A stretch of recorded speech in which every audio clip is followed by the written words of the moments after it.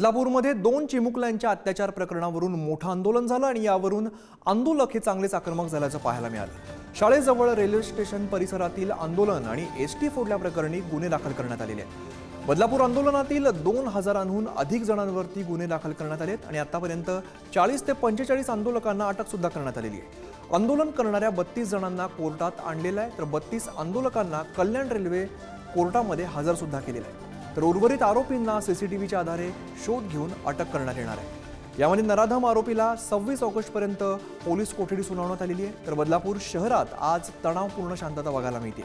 Badlapur station परिसरामध्ये पोलिसांचा मोठा पोलीस बंदोबस्त आहे। तर काल घडलेल्या प्रकरणानंतर पोलीस आता अलर्ट मोडवरती आहेत। बदलापूर शहरामध्ये इंटरनेट सुविधा पूर्णतः बंद केलेली आहे। बदलापूर शहरात कलम 144 हे लागू करण्यात आलेलं आहे।